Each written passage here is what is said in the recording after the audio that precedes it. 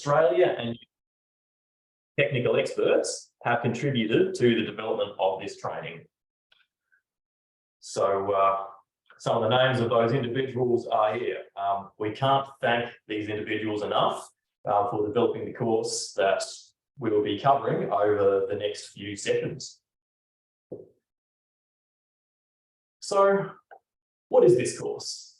It will help you navigate considerations for electrical services design. The training level is suitable for, I suppose, an entry to an intermediate level of electrical services understanding, but the idea is going through all of the material in this course will help make you a better engineer. We'll show you minimum standards and statutory requirements for electrical design and also Australia and New Zealand best practices. It's not prescriptive and no engineering ever is. So we're not going to prescribe how to design electrical services. We will give you the tools necessary to cover critical concepts like electrical power theory, basic calculations, maximum demand, and the like. But you will find your own ways of completing many kinds of design calculations or making design decisions as you progress your career in electrical services.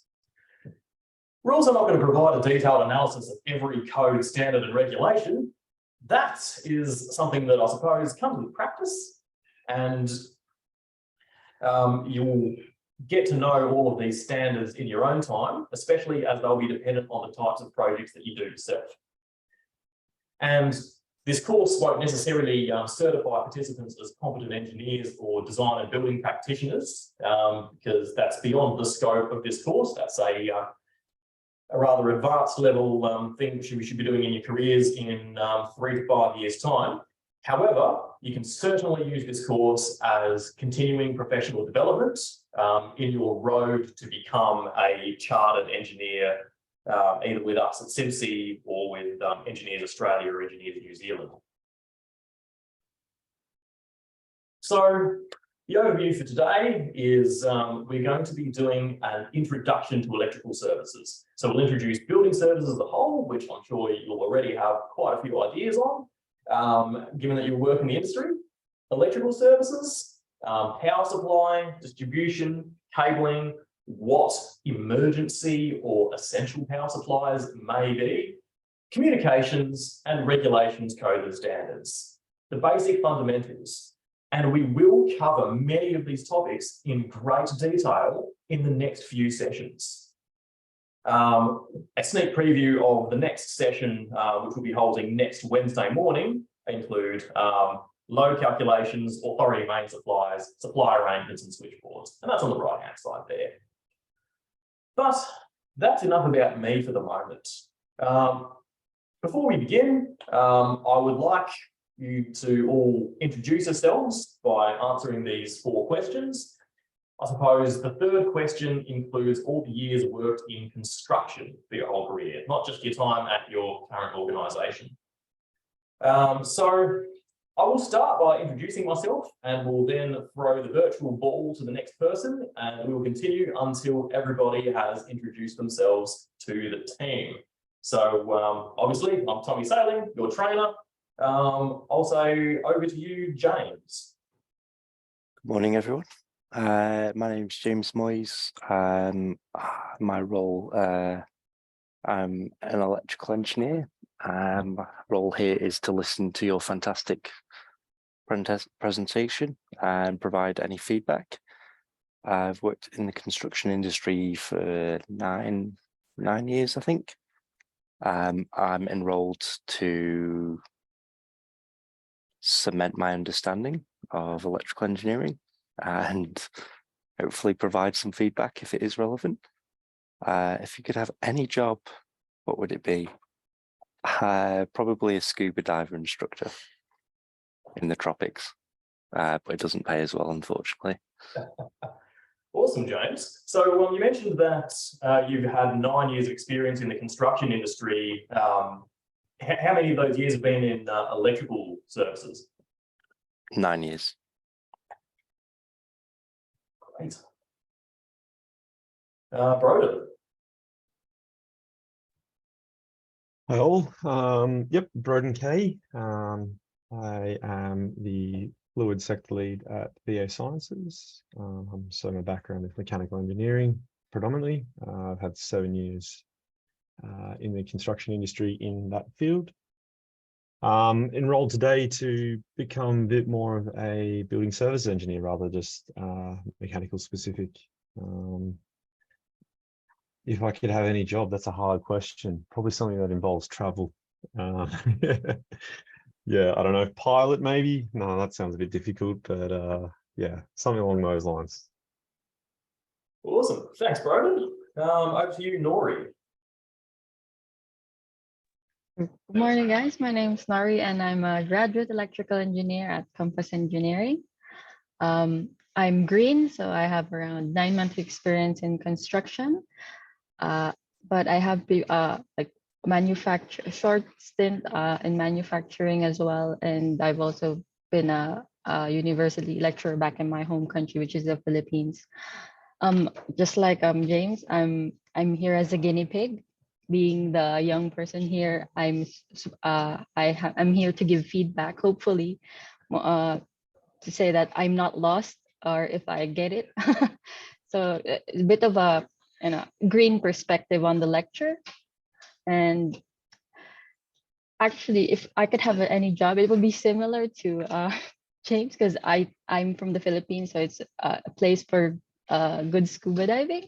I'm a licensed scuba diver as well, which it's coincidental. And that I also trained as a rescue scuba diver, working on my certification as an advanced scuba diver. So I would also want to be an instructor scuba diver as my ideal job. But I am enjoying being an electrical engineer here as well.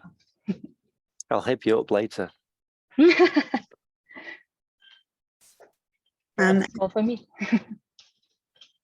And Tommy, I think we've just been joined by Yanish. He's there. Yes, correct. Can you guys hear me? Yeah, See, but sorry. Yeah, you came at just the right time. We're doing introduction. Yeah. Yeah. So yeah, my name is Yanish. So I'm a graduate electrical engineer at Mott MacDonald.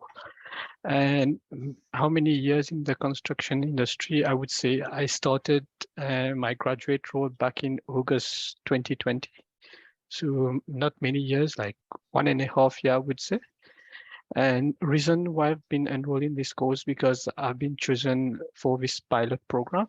And it also contains very interesting topics like maximum demand calculations. So yeah, it would be really interesting for someone like me. And if you could have any job, okay, for the job, I would say I would like to be a soccer player. Being a Liverpool fan, I know today Real Madrid is playing against Liverpool. So yeah, I would like to be a soccer player. Fantastic. So I've added up all the years' experience in the room, including mine, and it comes to nearly 30 years. So we have 30 years of experience in the room that I'd really like to draw from during the course over the next few sessions. So I do encourage you to all share your unique experiences throughout this course, as it does help everybody learn. And it is also important to know each other's areas of expertise so that we can tap into this at the end of our training and continue our various careers. Like, in particular, one of the areas I'm particularly passionate about is building services integration. So the fact that we're joined here by somebody representing mechanical services is fantastic, and I'd like to see electrical people join the mechanical, hydraulics, and other services training as well, because it is one of those areas which we do struggle with in Australia and New Zealand, which is coordination. Whereas in plenty of other countries around the world, like UK, building services engineers do it all. We understand everything. So trying to bridge this knowledge gap even between disciplines, even for people who have had 10 years of experience and more, is a very worthwhile part of this training.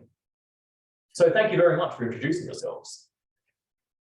Right before we begin our true introduction to electrical services, I do want to demonstrate the breadth of guidance that CIBSE covers. So CIBSE's knowledge portal has hundreds of technical memorandums, guides, and tools that cover all areas of building services engineering best practice.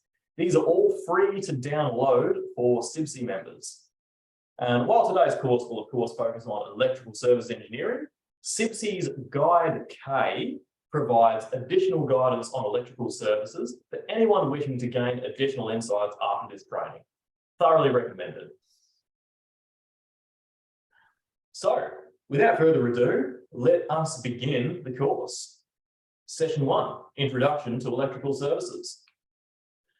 So, this is a brief idea of what we will cover in this session.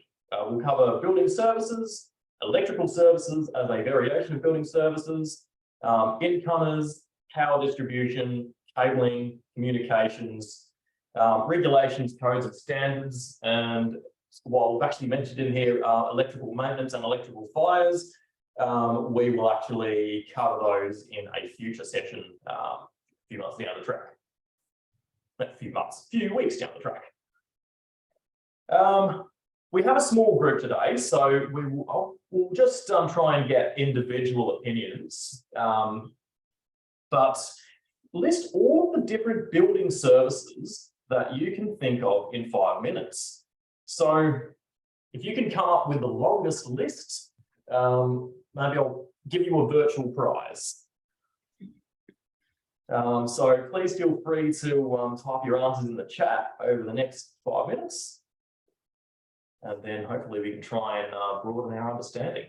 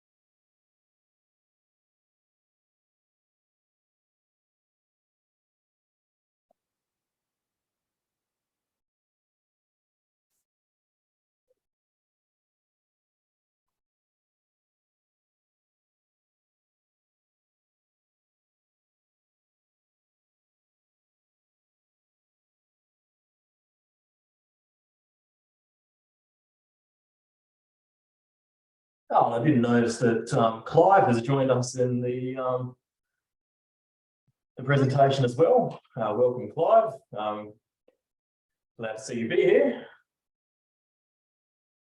G'day, somewhat late comer, but yes, I've made it.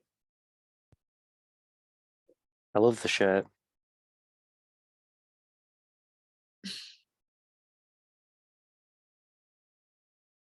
Fantastic. So we have heard from everybody, which is just great to see. I'm looking at the meeting chat right now, and we've got answers from pretty much every discipline that I can think of. So imagine yourself in the most fabulous building in the world. Now, take away the lighting, take away the heating, take away the ventilation, the lifts and escalators, acoustics, plumbing, all gone, power supply and energy management, security and safety systems, and you're left with a cold, dark, uninhabitable shell. So the answers which you provided, I can see electrical, mechanical, hydraulic, they're the big three, vertical transport, structured cabling, communications, all fantastic answers. A clarification that I would like to make between building services and other forms of building engineering is that you wouldn't typically consider items like structural engineering to be a building service, because the structure, I suppose, kind of like the architecture, is the building. Building services are what make the building come to life. So all of the creature comforts that we're used to, everything that makes it anything other than a cold, dark shell. But every other answer that I can see in the chat is right on the money. So I'm glad to see this level of experience and familiarity with the subject you already have. It means we can probably just skip through the next few slides because we all already know what most of the building services are. Some of the examples which we will note in there would be items like harnessing solar, wind and biomass energy. Absolutely something which is becoming more and more prevalent these days. Daylighting as a component of lighting is very important, especially with that sustainability aspect. And of course, we've mentioned vertical transport. So everything inside a building which makes it safe and comfortable. So the building can do what it is designed to do, where people can live, work and achieve. However, we're here to cover just electrical building services, which includes this laundry list of stuff, as I'm sure those of you who have already started working in the electrical services discipline know, you're expected to be experts on so many different sub-disciplines of this overall electrical umbrella. So let's go through some of those now. Going through what does electrical services cover, some of the fundamentals, electrical safety, and electrical distribution in buildings. So electrical building services at their core include grid power supply, so power supply from the street to buildings and systems. Backup power, such as generators. Emergency power, such as uninterruptible power systems, which have a varying degree of use cases. On-site power generation, such as photovoltaics, all methods in which we can get energy into a building. Once we've generated or produced all of this energy, electrical building services cover the distribution of power across the site, from the very large right down to the very small.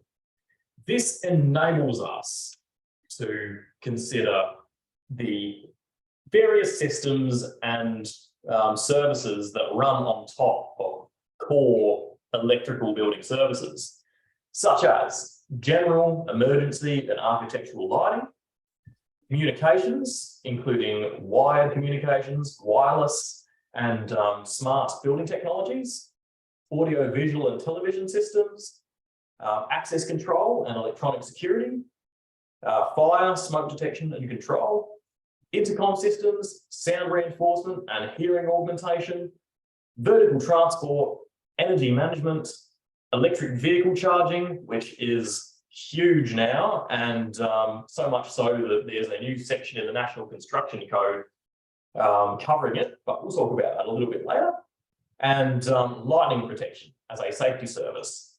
It's also worth noting that not every project will require every single one of these electrical building services.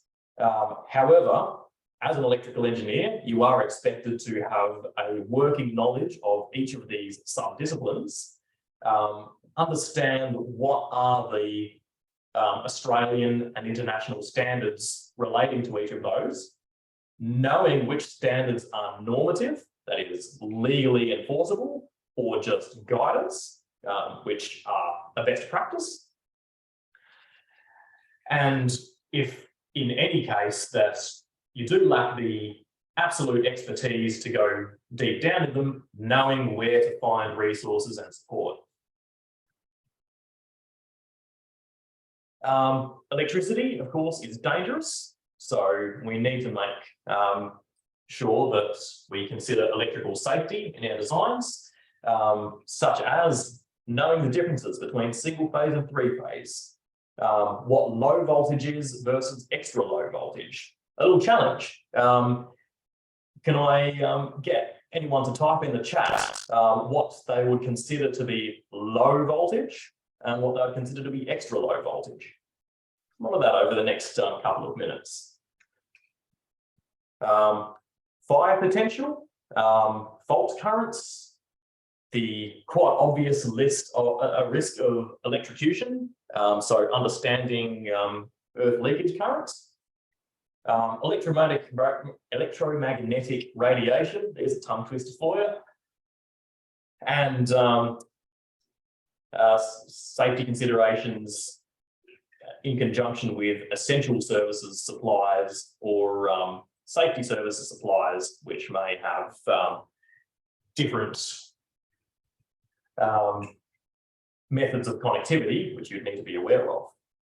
So just for that chat question, and I probably want to introduce this as a proper activity in the final presentation.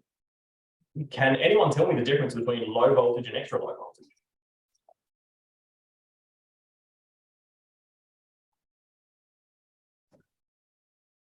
So low voltage is 400 to 230 volts.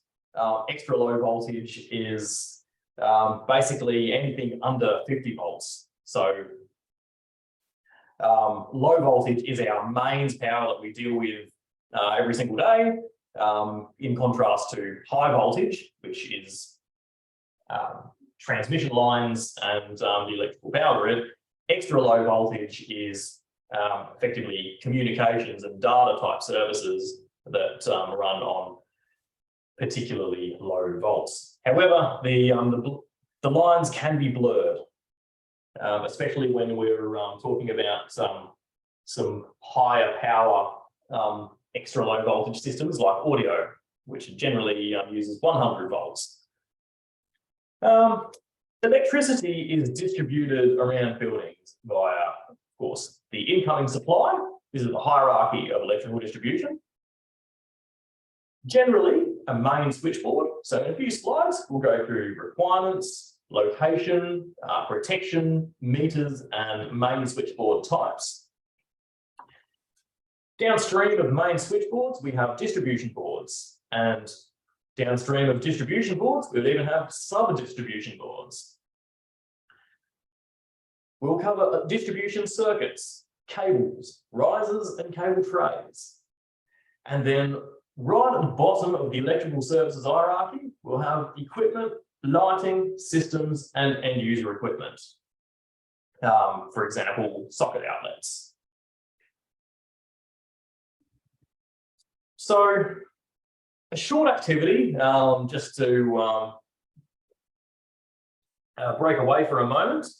I'd like to know, have a little discussion. What are some key factors that need to be taken into consideration when designing the electrical infrastructure in a building? Feel free to start thinking about your answers and type answers into the chat, while we also start to introduce the concepts of safety, essential, and non-essential power. What might the differences be between those words? They all sound kind of similar after all. The typical uses and the requirements. So if you don't necessarily know the answer to these questions right now, that's fine. Please, I encourage you to have a guess. Type your answers into the chat, and we will discuss this over the next few slides.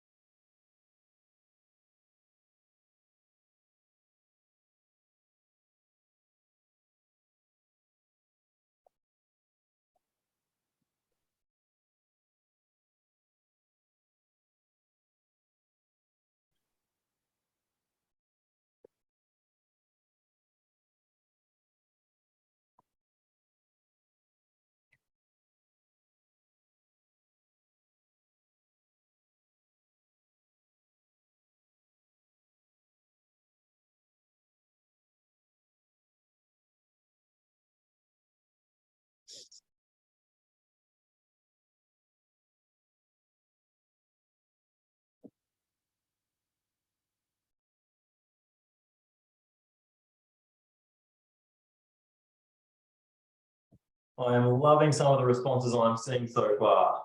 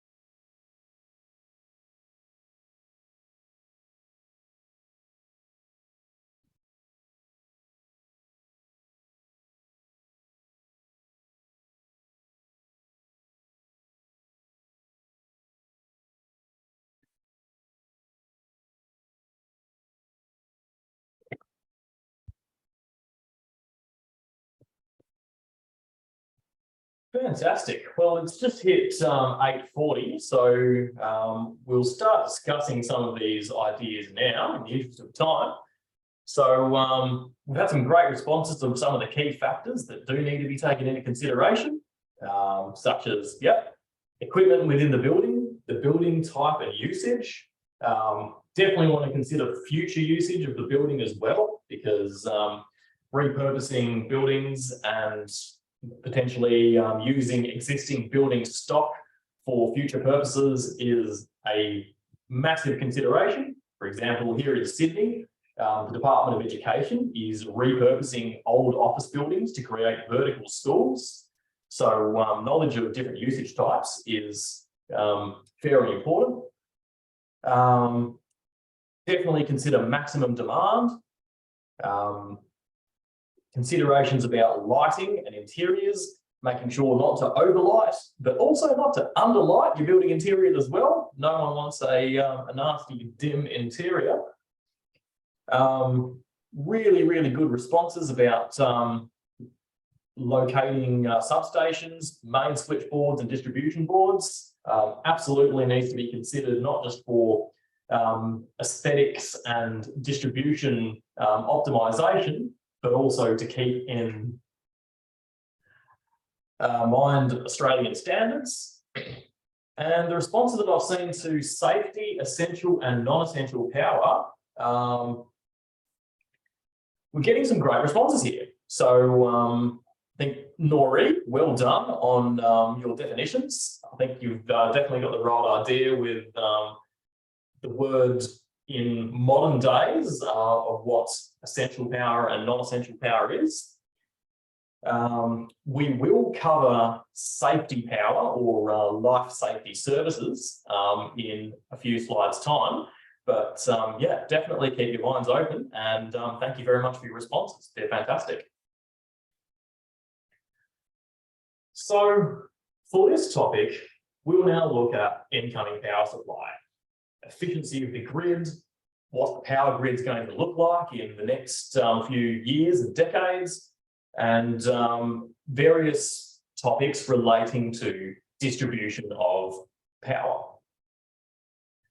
So obviously, most buildings derive their electrical power from the grid.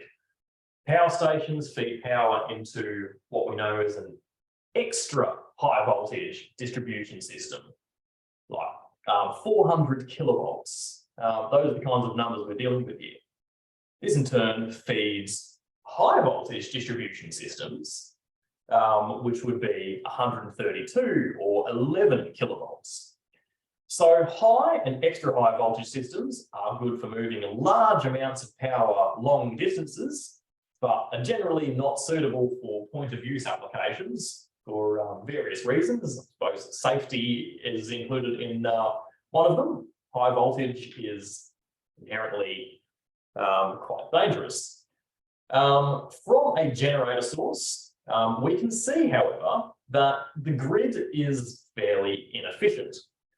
So roughly 20% of power is lost in generation.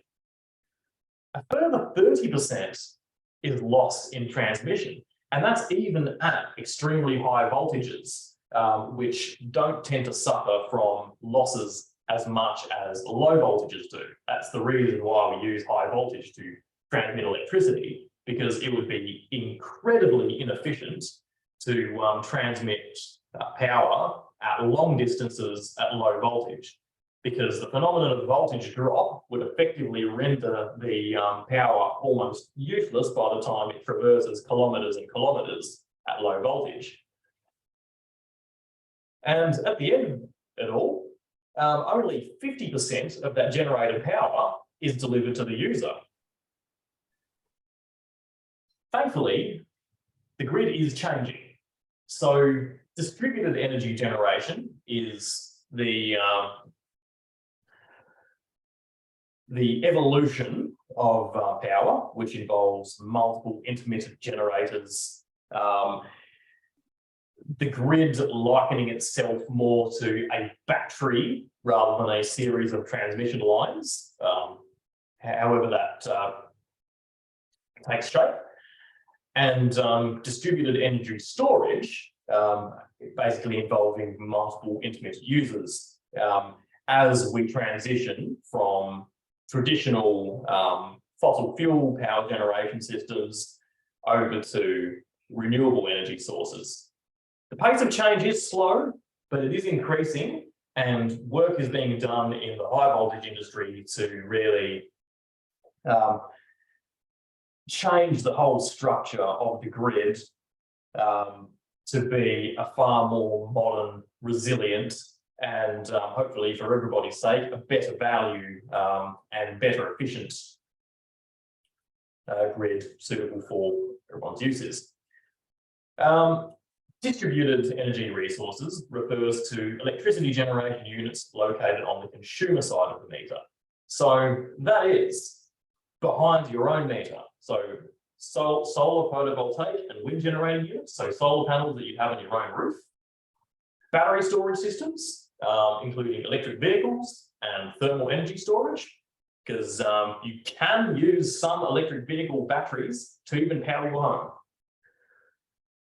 Combined heat and power or tri-generation units relating to commercial buildings, biomass, hydro, mini hydro, and energy management technologies that can distribute the electrical load in your own premises. So this does scale from home-based solutions to overall smart building solutions in commercial buildings, where they almost manage their own microgrids for everything that goes behind the main switchboard. We'll now just play this little video. If I can find a way to click on it. Let me make sure in my Zoom that you're able to hear my screen.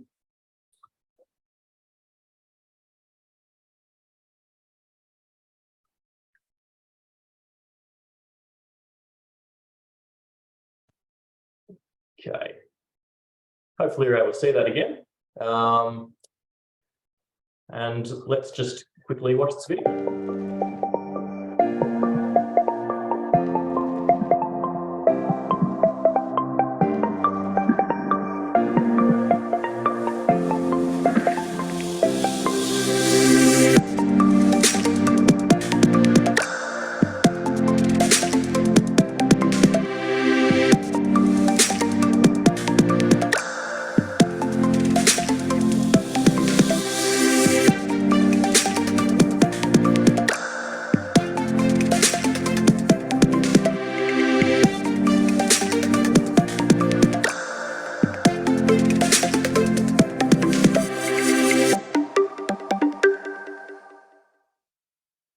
Distributed energy resource. I found that rather eye-opening. Knowing that the community is banding together to save on power bills is well needed, especially, excuse me.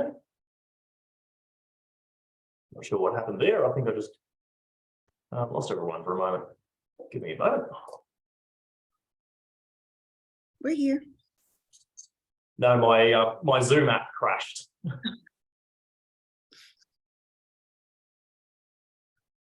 Yes, so back to what I was saying about distributed energy, knowing that that's a fantastic initiative on the West Coast. Over here on the East Coast, I don't know if anyone was listening to the news yesterday, but knowing that the decision has been made that over the next few months, power bills are likely to increase across New South Wales by 20% and Victoria by up to 33% because of losses involved in the power generation industry. Now more than ever do we need to rely on new methods of power generation and storage, such as distributed energy resources. And the penetration is growing every year. So the CSIRO projected that over 40% of energy customers will use distributed energy resources by 2027. Seems a little bit optimistic, but it's good to be optimistic rather than pessimistic, I suppose, because by 2050, it is projected that that figure will grow to more than 60%. So I suppose returning back to the current way of doing things, because I suppose that's what we need to fundamentally know about. Today, power is distributed at high voltage across the grid. So different types of distribution systems are involved, which include extra high voltage, at voltages greater than or equal to 230 kilovolts, high voltage, which is 35 kilovolts to 230 kilovolts, medium voltage, 1 to 35 kilovolts, and low voltage, anything under 1000 volts. And of course, earlier today, we spoke about extra low voltage, which doesn't even rate a mention because it's nothing to do with power distribution. Each time we change voltages, a transformer is employed. And for most buildings, the visible manifestation of this transformer is the substation. So there are a few different kinds of substations. An enclosed substation, a pad mount, like the green box that you can see in the bush here, and a local substation, such as the rather architecturally designed building on the right, which houses multiple transformers to convert high or medium voltage through to low voltage suitable for use in the street. A low voltage network pillar is a connection point used in areas where the low voltage supply to residences and businesses is underground. So having these cabinets around the place is effectively replaced in modern times, having poles and wires out in the street. Separation is critical. Typically, a main switch is used to separate the power utility company's gear from consumers' gear. So this would typically be located in or before a site's main switchboard. And this does differ from jurisdiction to jurisdiction. So typically, a service protection device is used not to protect your site, but to protect the utility company's gear and limit the consumer's instantaneous power intake. So when you've applied for a connection to a certain site, you've applied to the utility company. Over here in New South Wales, we would typically use Ausgrid in the Sydney metropolitan area, In Victoria, you might be dealing with Powercore, for example. You would be making an application to them and you'd be asking for a certain amount of power. You'd usually ask for this in either kVA or in amps in current, just to simplify it. Say you ask for 400 amps. The utility company needs to know, and it needs to have a method for making sure that you don't take more than 400 amps from their network, which could risk destabilizing the network. So the service protection device is employed to make sure you don't go over your limit and to protect the utility company's network from instability. And as I mentioned, the methodology does vary between jurisdictions. For example, in South Australia, they typically use fuse boxes located before the main switchboard, in between the distribution substation and the main switchboard. In New South Wales, we typically have circuit breakers installed in the main switchboard. And if you know what your circuit protection device method is in your jurisdiction, please feel free to put that in the chat box, because I'm always interested to know more. Downstream of consumer gear, there is also the world of metering, which we'll get through in another few slides. It's worth noting that discrimination, or as it's currently known in AS3000, selectivity, is the ability of protective devices to detect and correctly respond to a fault condition so that the faulty circuit is isolated with minimal disruption to any other electrical services or apparatus. To illustrate an example, say a fault occurs in the switchboard of level 5 of a building. You don't want that to necessarily take out the entire building. So we choose the correctly sized circuit breakers and correctly time rated as well to ensure that a fault on level 5 does not trip the main circuit breaker in the main switchboard, taking out the whole building, so that it only takes out level 5 and then that can be repaired and the rest of the building operates as normal. There are two methods to obtain discrimination.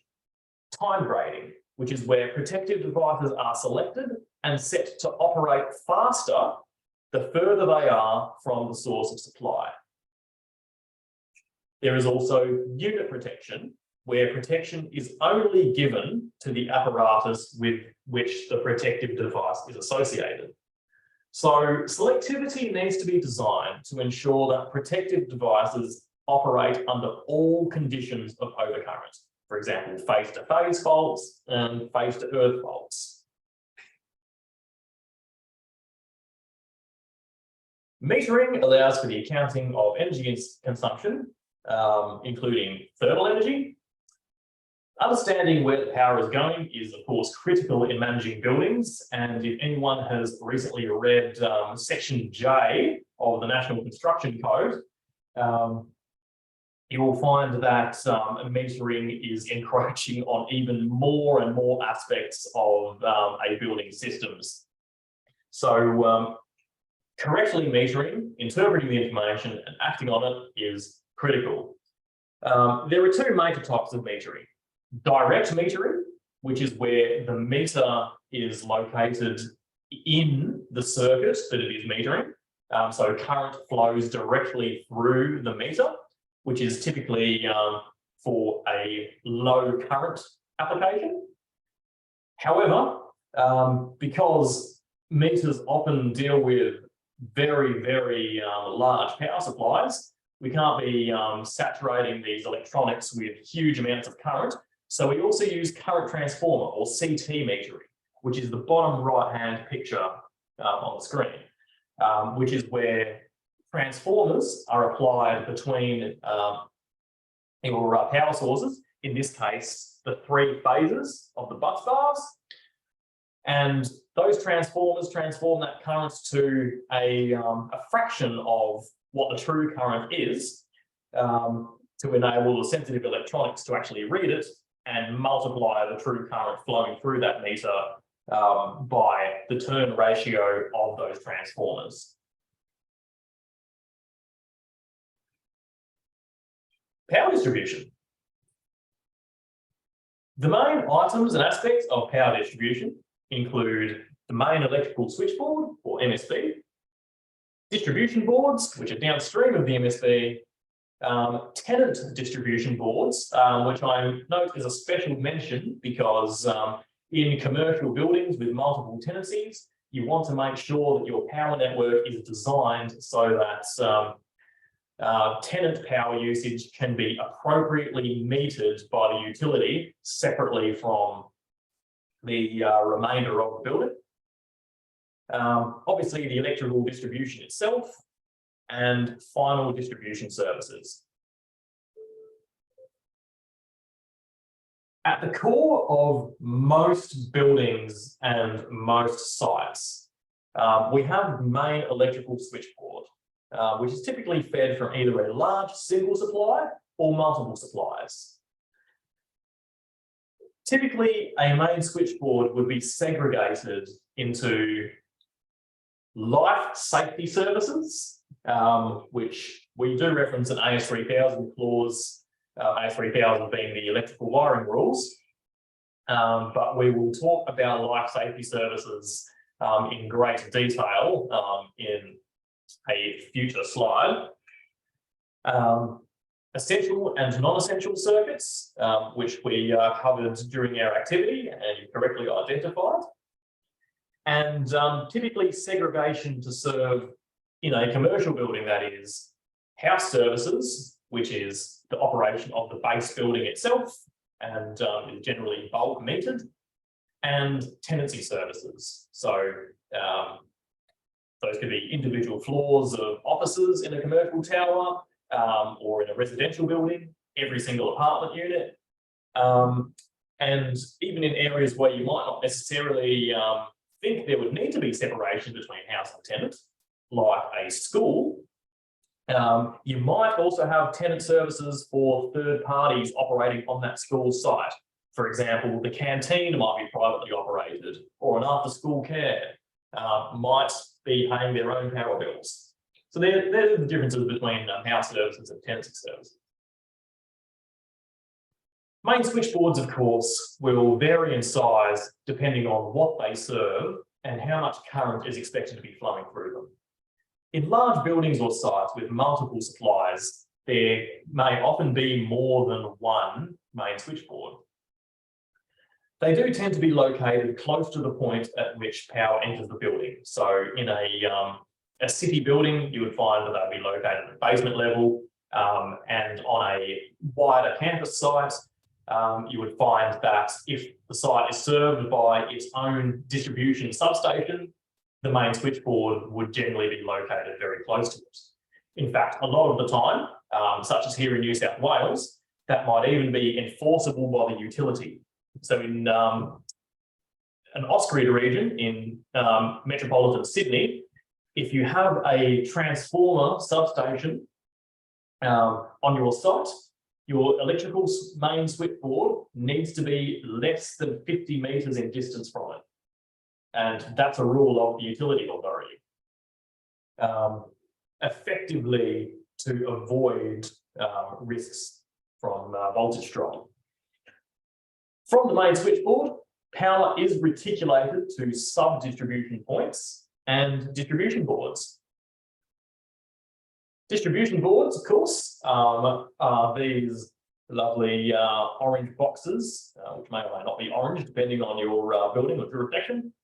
But distribution boards are where final circuits, or semi-final circuits, I suppose, may be connected to loads through fuses or circuit breakers. Typically, circuit breakers are what we tend to use in distribution boards. Distribution boards should be located as close to the loads as possible to reduce the amount of final circuit wiring, trunking, and conduit required, especially when you're considering a large load. For example, a mechanical services distribution board. You would want that mechanical board to be as close as possible to the chiller Otherwise, you would be running much thicker gauges of cable from that board to the chiller, which would be much less optimal than having the board located close by the chiller, using a lower gauge of cable between the boards and the chillers, and using that high gauge trunk cable going from the main switchboard to that mechanical distribution board. So the overall topology of a site is, of course, completely dependent on what that site's architecture looks like. But you would normally find distribution boards throughout buildings with very differing sizes depending on what they're serving. Downstream from distribution boards, you will generally find final circuits, further sub-distribution switchboards if necessary, cables, risers and cable trays, and of course the actual equipment connected to those boards, which you would logically group into several categories. So you'd often have a lighting section and a power section at minimum for a typical distribution board. It is also worth noting that in certain commercial buildings, as prescribed by National Construction Code Section J, is that many of these groups within a distribution board need to be separately privately metered. So you need another meter yet again, just metering lighting on that board and power on that board. It's project dependent.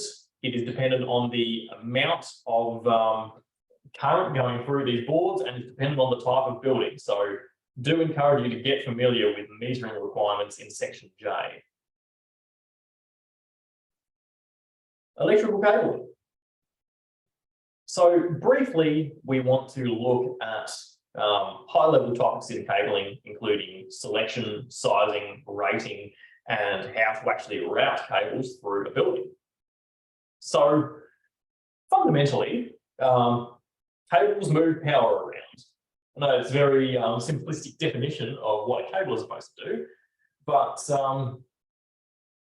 that in effect is what a cable is supposed to do in a safe and controlled manner.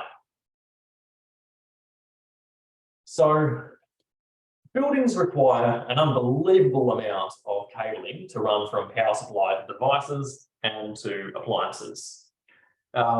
We can't easily run cables through solid walls. Surface mounting or running cabling through conduits usually can be quite ugly, so there is an aesthetic impact to that. Therefore, we generally prefer to use cable trays for horizontal runs and within risers. So examples of what that looks like are in this image, and a very neat installation here. Basically running cables up risers and through cable trays to distribute horizontally to get cables logically to their final destinations. So an electric cable consists of four main components: the conductor, the actual metal core itself, which channels the flow of electricity; insulation, that covers and contains the electric flow in the conductor; some auxiliary elements that protect the cable and enable its function; and an outer sheath that covers and protects all internal elements.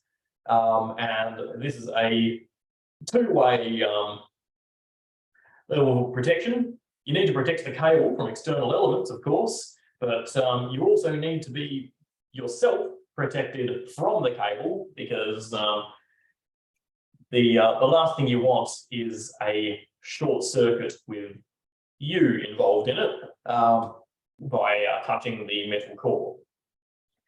There are many, many types of cables used in buildings. Non-metallic sheathed cable, metallic sheathed cable, multi-conductor, paired, and looking into some of the extra low voltage cables, we have coaxial cable, fiber optic cable, which swaps the metal core out for a glass one, which light transmits through rather than electricity. And we also need to make considerations for underground and fire rated cables. When we're sizing cables, and there is a full topic dedicated to cable sizing in one of the next few weeks of presentations, is to determine the size and cross-sectional area of this cable. So the two biggest factors are the maximum continuous current rating or the current carrying capacity of the cable. Obviously, a cable with a thicker core will be able to handle more current being passed through that cable than a cable with a thin core. That's the physics. If you try and run a large amount of current through a thin cable, the cable will likely get very hot, disintegrate and burn. Not an outcome which we want to see at all. There is also the voltage drop in the circuit. So a thicker gauge of cable is able to maintain the voltage from one end of the power system to the other end without dropping that voltage to a lower or almost unusable amount. So for example, over a decently long cable run, you would want to maintain 400 volts of three-phase power from the source all the way to its end. If the cable was too thin and we get losses along that cable, then we might find that at the end of that other cable, we would have maybe 380 volts instead of 400, which would not make the equipment on the other end very happy. Other factors for cable sizing include the maximum circuit impedance for short circuits and earth fault protection, and the ability for that cable to withstand electromechanical stresses.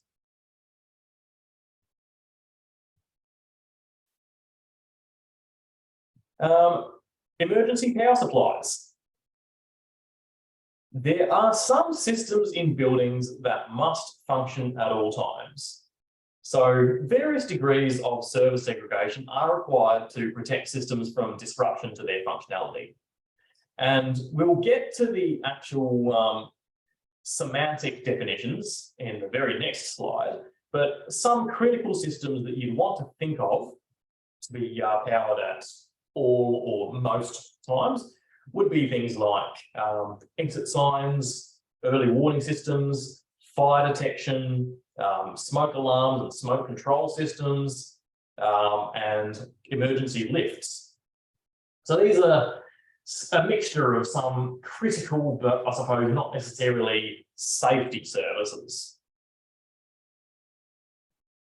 The terminology, however, is this. So picking up your copy of AS 3000, the one statutory requirement is defined as life safety services, which comprises services relating to predominantly fire safety and other methods of life safety. This would include fire sprinklers, fire pumps, and emergency lifts. In buildings where fire and life safety services are required, and whether your building requires fire and life safety services or not is defined by the National Construction Code.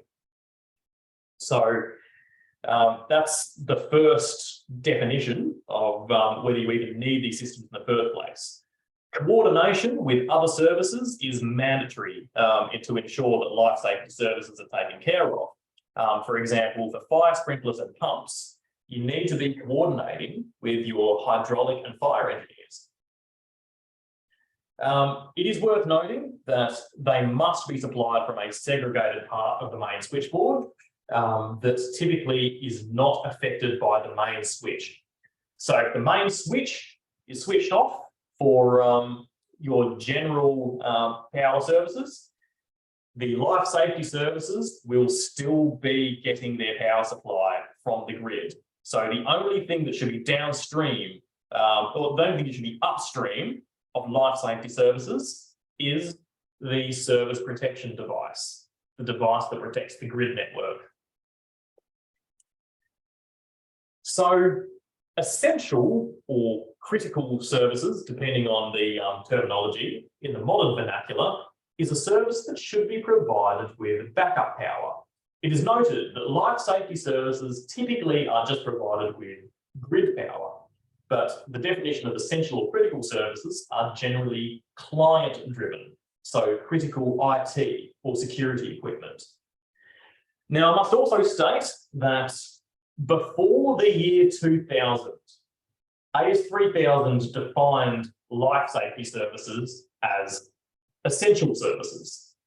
So you might find in your experience or through your time dealing with senior managers who say when they're reviewing your drawings or something that you need to take account of the essential services, it's possible that they might actually be referring to life safety services because that's the words that they used before the year 2000, and it remains in use in Australia over the next years right up until now. I still have many senior peers and junior peers who learned off them still referring to life safety services as essential circuits. But it's worth noting that that terminology is no longer correct. And by sitting this course, at the end of it, if your boss tells you that your fire sprinkler and emergency lift services are essential services, you can now correct them after having sat this course and saying, no, Mr. Manager or Mrs. Manager, it's a life safety service. Finally, there are non-essential or non-critical services, which are everything else, basically. However, it is worth noting that there is not really an arbitrary definition of what is and what isn't a life safety service.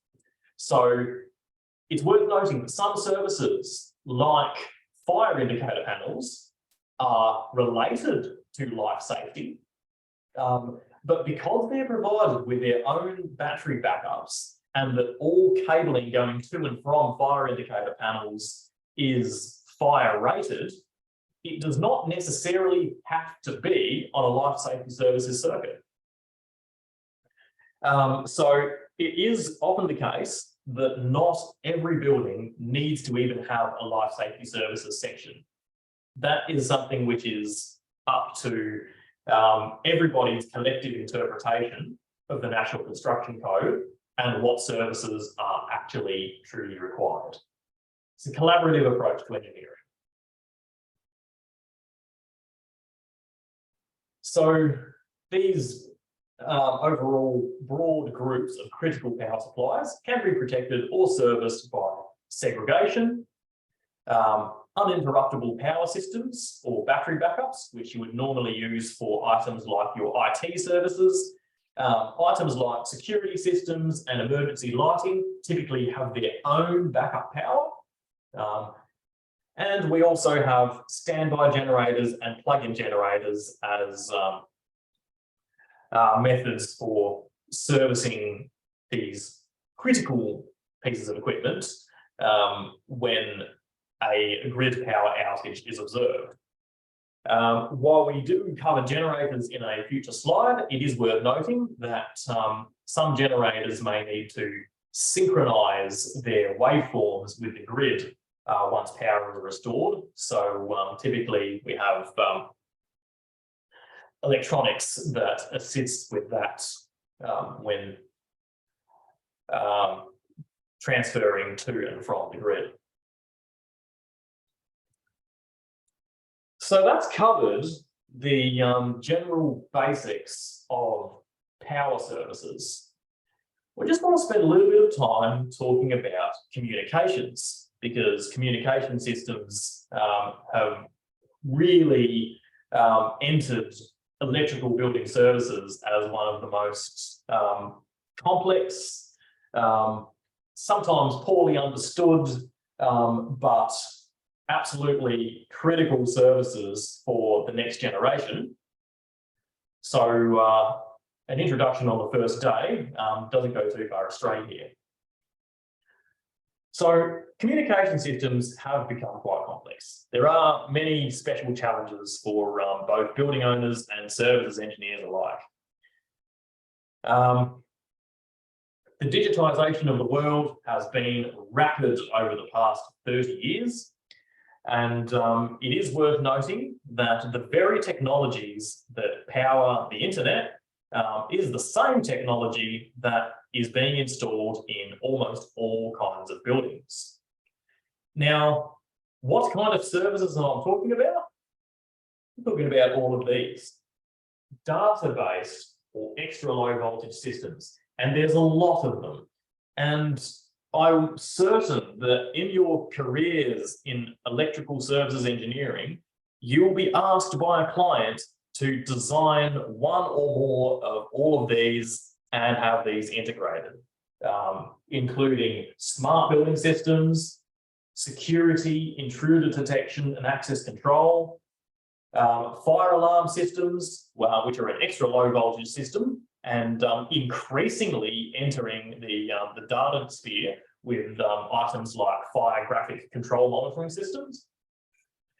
BMS systems, which our mechanical friends are very familiar with, however, are definitely entering the realm of electrical services engineering more and more. Public address and sound reinforcement, TV, data networks, voice systems and telephones, distributing video over the internet, hearing augmentation, which comes with its own set of National Construction Code rules and regulations.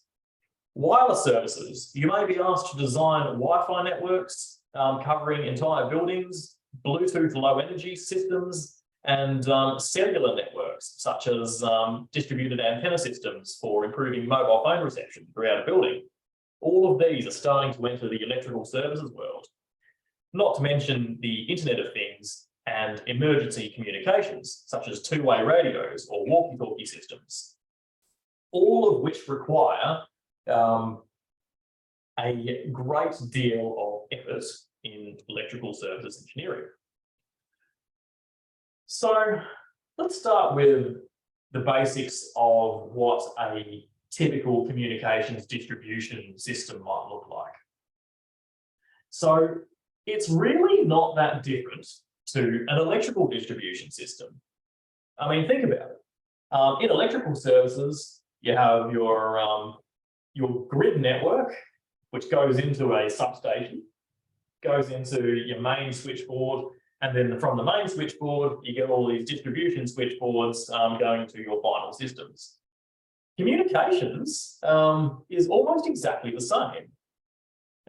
Think of the service provider, such as NBN Co or Telstra and Optus Enterprise Services, operating their various networks.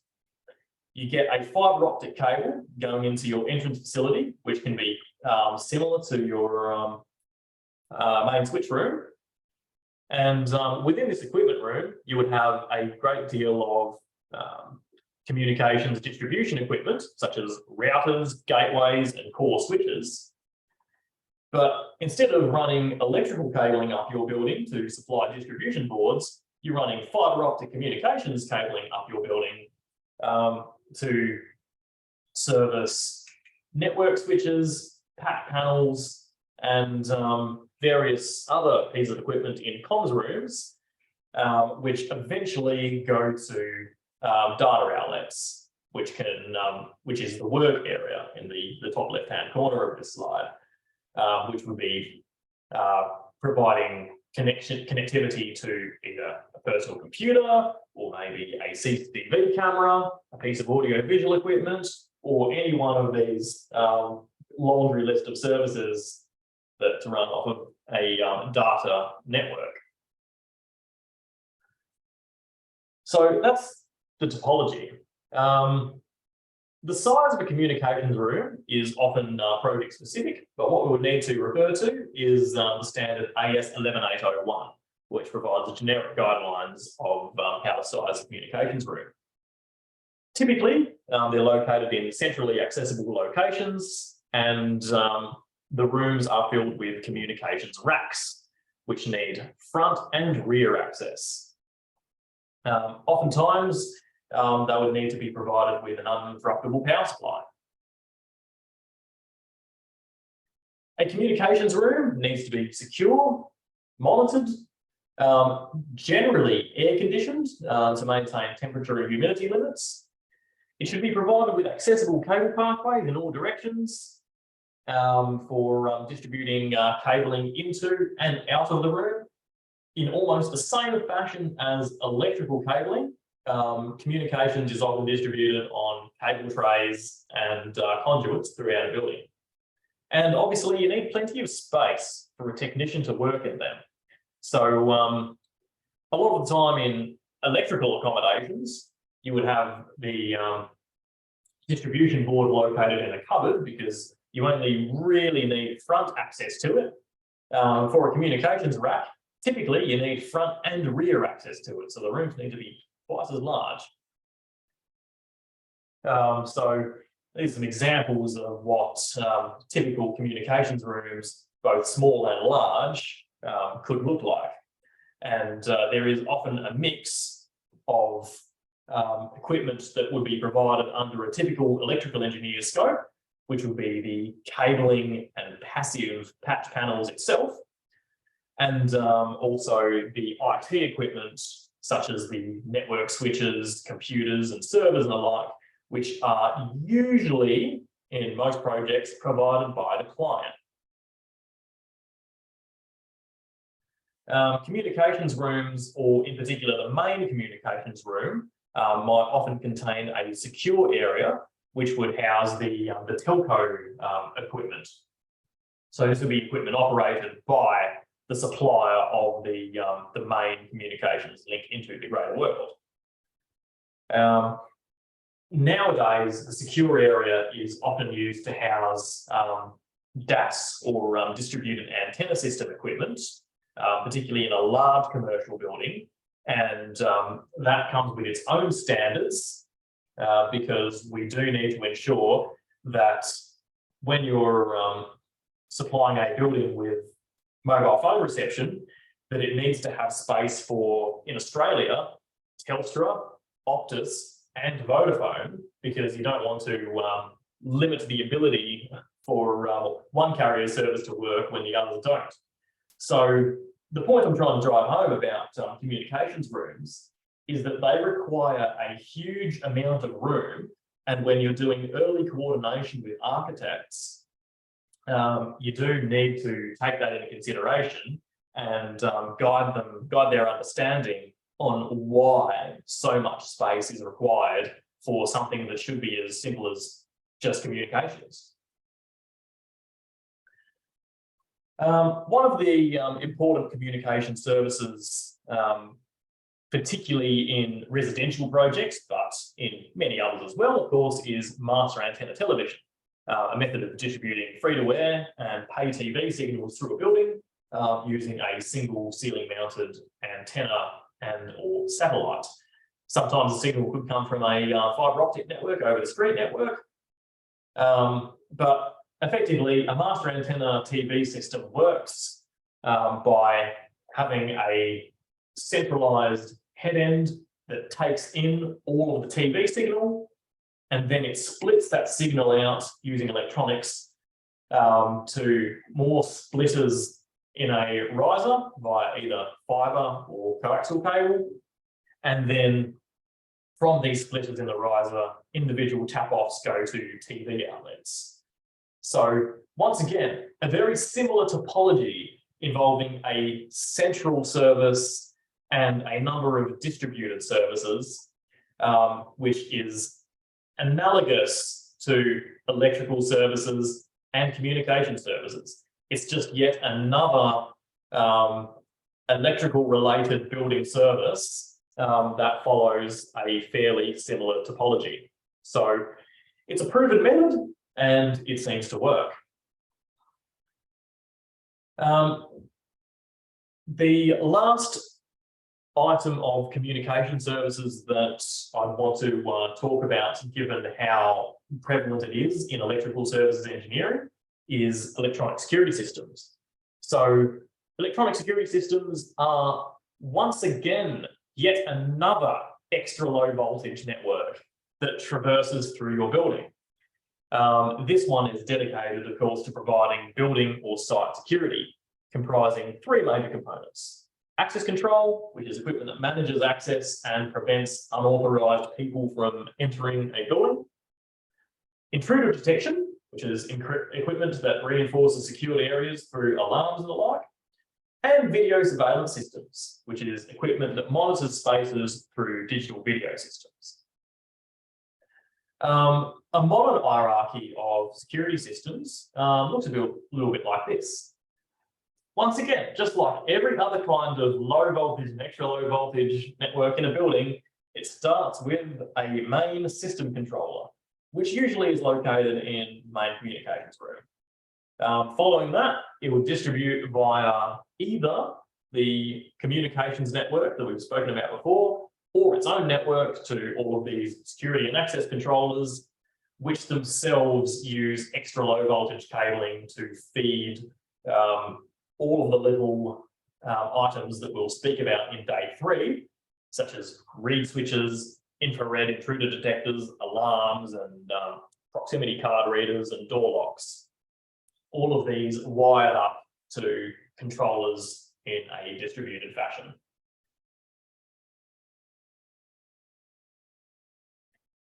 So that covers off the main distribution networks that you would find as part of modern building services. So let's spend a few minutes to go over, let's say, the most important, perhaps a little dry, but really, really important part of the course, which is to go over regulations, codes, and standards. So while there are many, many common aspects of electricity regulation throughout Australia and New Zealand, we do note that there are, unfortunately, separate regulations across each jurisdiction, each of which have their own laws about electrical safety and their own regulators. So if you work in multiple states or countries, you should be aware of many of these different rules. We won't go into these all now, but a generic overview are energy authority rules, cable standards, and work health and safety regulations. So the main ones which we feel that you would need to really, really know like the back of your hand in electrical services are on this slide. So the National Construction Code, which is divided into 2 parts: the Building Code of Australia, the BCA, and also the Plumbing Code of Australia, which is only really used by hydraulic engineers. But the Building Code of Australia is the law. Every building that is constructed in Australia must follow the National Construction Code, of which there has been a recent update. It does get updated every 3 or so years. It actually used to be updated yearly, which was a massive headache in the industry. So I'm glad it's only every 3 years now. But it covers off every aspect of building services and building construction that needs to be followed to the letter of the law.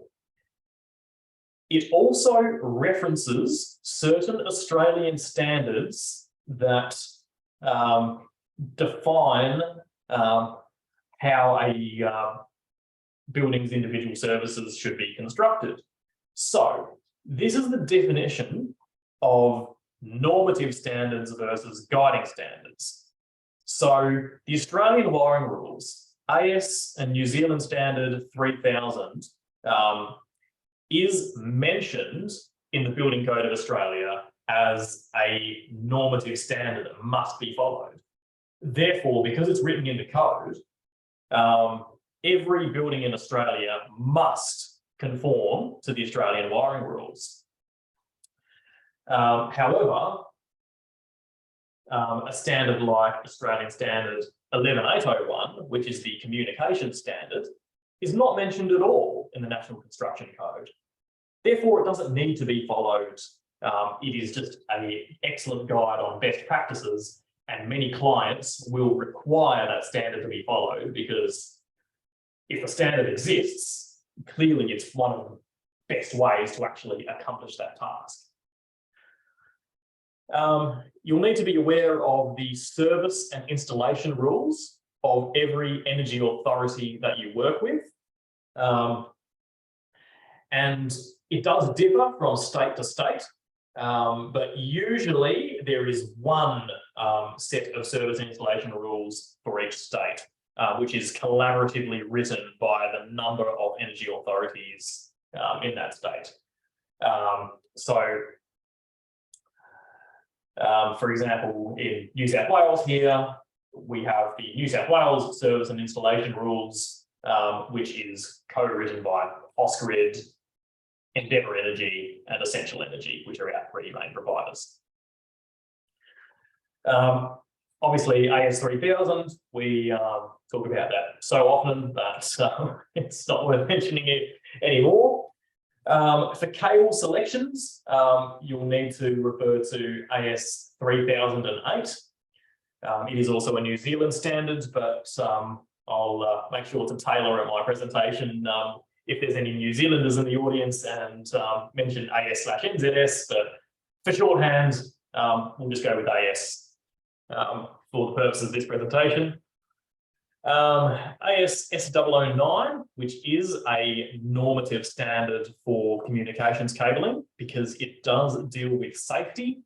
For example, not mixing low voltage and extra low voltage cabling in an underground conduit, for example. Those are the kinds of rules that are mentioned in that standard. This is actually incorrect for switchboards. The standard for switchboards is not AS3439.1, it is actually AS61439. It used to be 3439, but this is a little bit out of date, so we'll make sure to change that for any future presentations. But it is a series of standards that define how an electrical and even mechanical switchboard should be designed, built, and tested. So standardized testing is a huge part of the regulations, codes and standards relating to electrical engineering. We also have lightning protection as a normative standard, and emergency evacuation and fire exit lighting, which you may have already covered in the lighting pilot presentations, and many others, depending on the type of project you're building. Let's just spend a little bit of time, the last few slides of this presentation, going through the National Construction Code and specific areas where it relates to electrical building services. The reason why we do this is because the National Construction Code covers everything. A good 90% of the document is unrelated to building services and least of all electrical. However, the bits that are need to be called out because if you're not following these in your designs, then trouble will ensue once it's time for that building to get certified. And building certification is a huge issue in all Australian states and territories.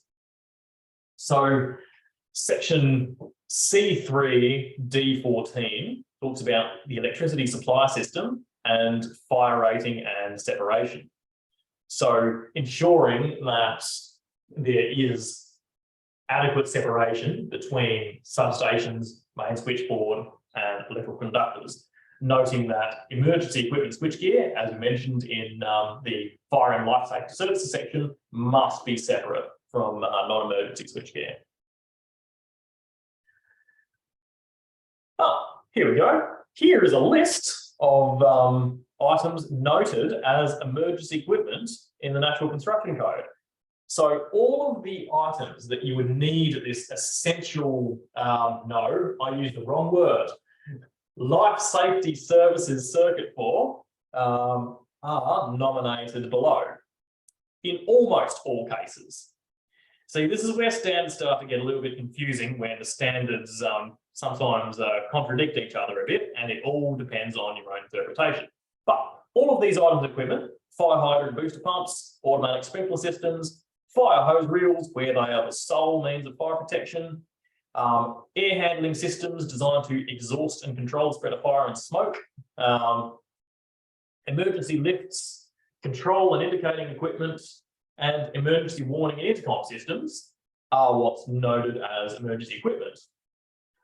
Notice that F and G, control and indicating equipment and emergency warning and intercom systems, is noted as emergency equipment.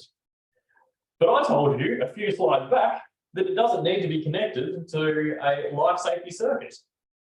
Well, that's because that advice is actually overridden by AS 3000, which stipulates that in certain circumstances, like when they are provided with battery backup and appropriate fire rating, while yes, they are still considered a piece of emergency equipment, they don't necessarily need to be connected to that type of circuit. So a little bit of reading goes a long way, even though I would say it is best to err on the side of caution. It is a great exercise to review all relevant parts of the National Construction Code and AS 3000 over the course of your career. The National Construction Code also covers service penetrations, and the main reason that it would cover that is for maintaining fire ratings to prevent the spread of fire through openings throughout buildings, many of which you would need for electrical services.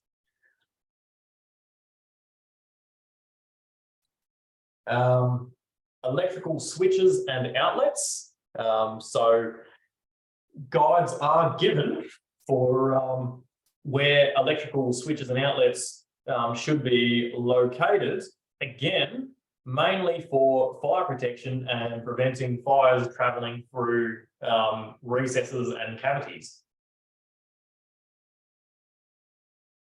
Fire is not the only reason that you want to isolate things like electrical outlets. So sound insulation is another specification that is part of the National Construction Code, because building amenity is quite important.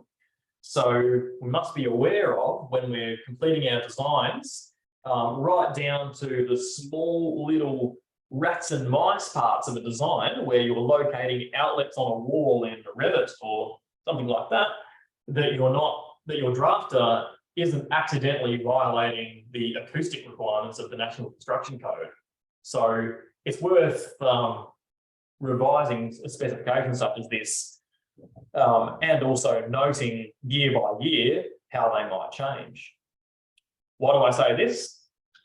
Because new to last year, the National Construction Code has included new sections, such as facilities for renewable energy generation on site. For example, noting that a building must have features that facilitate at least the future installation of on-site renewable generation and storage and electric vehicle charging equipment. So that might involve oversizing or having sections in your switchboard dedicated to future solar panels, even if there's no plan to have solar panels on that building today. Electric vehicle charging is a rather interesting and, I suppose, controversial aspect of the new National Construction Code. Never mind the additional aspects of fire protection that have gone in there as a result of the risk of battery fires. We also need to consider facilities for the electric vehicle charging equipment itself. So a car park associated with one of these commercial types of buildings must be provided with electrical distribution boards dedicated to electric vehicle charging. So this table is given in the new National Construction Code, which notes that it describes a number of electrical distribution boards that must be provided per story for electrical vehicle charging. It's worth memorizing or screenshotting this part of the presentation, because it seems somewhat excessive, but also keeping in mind that the majority of buildings being built today aren't being built with a majority of EV charging spaces, especially given that there are so many different kinds of EV chargers. We have fast chargers and medium speed chargers, we have single phase chargers, and we also have three-phase chargers.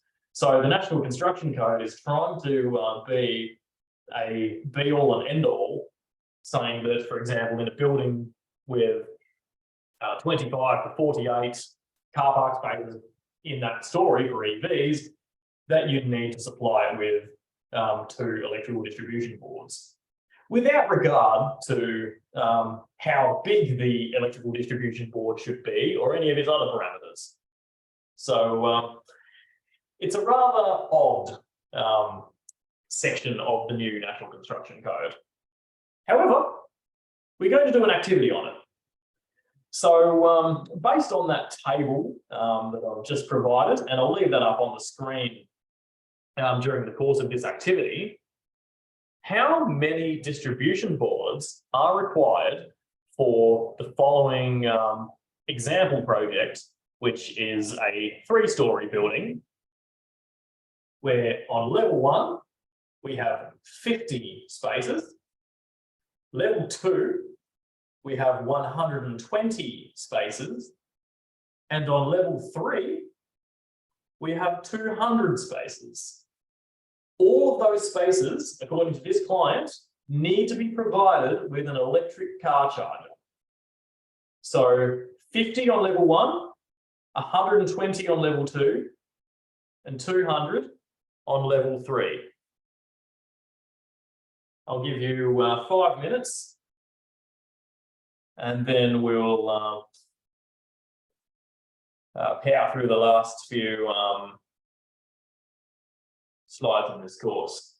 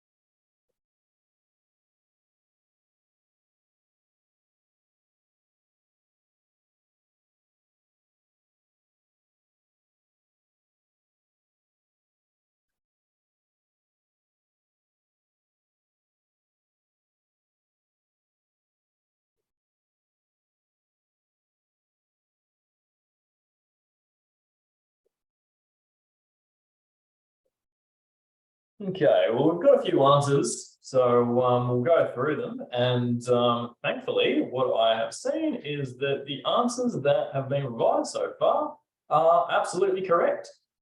So because level 1 has 50 spaces, the NCC is easy. It states there's 3, 49 to 72, 50 balls right in between. Level 2, which is 120 spaces, the NCC states 5 distribution boards for 97 to 120, which that is the final number.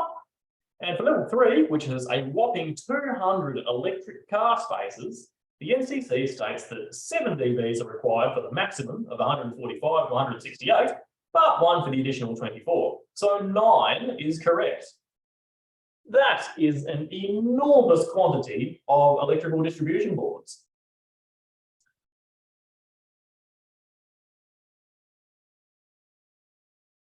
So we do have 10 minutes left. We are currently on slide 83 of 97. However, of course, started about 5 minutes longer than I should have. Sharon, do you want me to run through the rest of it, or stop here and have question and feedback time?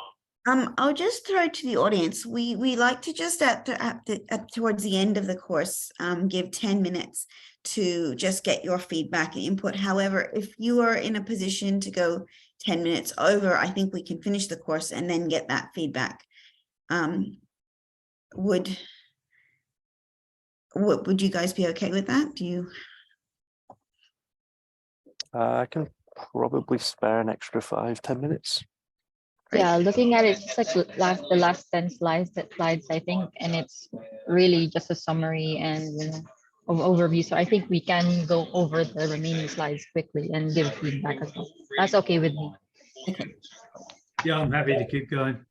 Okay, fantastic. All yours, Tony. Yeah, thanks everyone. And I've also noticed that in doing so, there's some slides that I've noticed here where there's some, I've repeated myself a few times, like this one about solar photovoltaic and battery systems. So this being new to the NCC,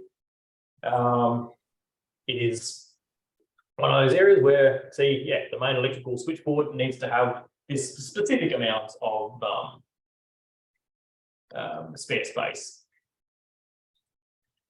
I did mention section J a lot, and I suppose now we have a little bit of context about what section J is. Section J of the NCC is the sustainability section. It's all about ecologically sustainable development. So section J9 in particular covers facilities for energy monitoring.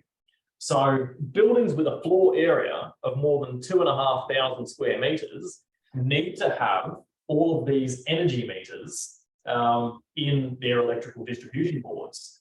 They need to be configured to enable individual time of use energy data recording for mechanical services, lighting, power, hot water, and vertical transport.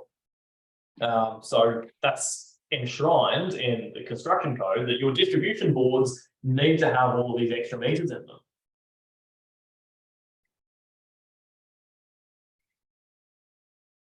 And that's, in addition, they need to also be metering the production of electricity using through on-site renewable energy equipment, on-site battery systems, but also electric vehicle charging, so we can determine how much energy is being used and monitor this over the course of the building's lifetime. We do mention the energy authority rules, such as the service and installation rules that are state specific. We have spoken about this already. Victoria in particular, should be noted that the electrical safety rules are encompassed in 2 codes of practice: the Green Book, which describes electrical safety for distribution networks, and the Blue Book, which is a code of practice on electrical safety for work on or near high voltage apparatus. So you're doing work in Victoria, you should be commensurate of these additional standards within writing your electrical specifications. This is the big daddy, AS/NZS 3000, electrical installations. The technical rules that set out all requirements of design, construction, and verification of electrical installations, including the selection and installation of any type of electrical work in Australia. Your designs must comply with all relevant sections of AS 3000. Conversely, all electricians must follow AS 3000 and should know it like the back of their hand when completing any kind of electrical work in Australia or New Zealand. It's the same standard in both of these countries across every state and territory. It comprises two separate parts. Part one goes through the fundamental safety principles that shape the minimum safety standards for electrical installation, of which the state-based books like the Victorian Blue Book, for example, go even further to describe specifics of these safety requirements. Part two details solutions to achieve safety principles for the electrical installation work. Part one and two are important, but they are really important if you're an electrician. Section 3, however, is what we like to call the design component. It deals with the selection and installation of wiring systems and has a lot of detail on the types of wiring systems, external influences, derating, the ability for conductors to carry current, size and voltage drop, and a large amount of items defining how to design and install an electrical system. Throughout AS 3000, you will also utilise a number of tables and calculation guidelines for doing calculations like how many sub-circuits could be run, or what would the maximum electrical demand of a building or a space be. So AS 3000 is the legally enforceable guide on how to design core electrical services. AS 3008 is a standard that sets out the method for cable selection, particularly focused on low voltage cabling, including defining how to calculate current carrying capacity, voltage drop, temperature rise, and economic optimization. If you have used software to do cable selection, such as PowerCAD, it uses AS 3008 as a base. So there are tools that will help you interpret AS 3008 to select cable carrying systems. However, I believe it is important that you at least read the book and try some of the manual methods of calculation at least once. Penetrations, basically components for the protection of openings in fire-resistant separating elements, as we defined in the National Construction Code, are detailed in AS 4072. Fire rating of cables is defined in AS 3013, which applies not only to cabling servicing electrical life safety systems, but also the systems themselves, like extra low voltage cabling within a fire detection system itself. So classifications in AS 3013 can apply to protection from fire and heat, mechanical damage, and water damage. So there are many classifications of cable that can be defined, and manufacturers are beholden to AS 3013 if they are going to sell or install any cable in Australia. We have gone over a list of some of these standards as well already. Just do also want to cover, just before we finish, work health and safety.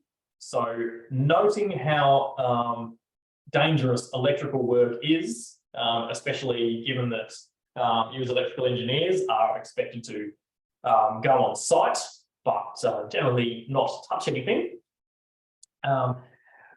Reference should be made to Safe Work Australia's Managing Electrical Risks in the Workplace Code of Practice, which also comes in a state and territory variant for in each jurisdiction, to ensure that you maintain your duty of care, keeping workplaces safe from electrical risks. So yeah, this is a summary of what we covered in this session.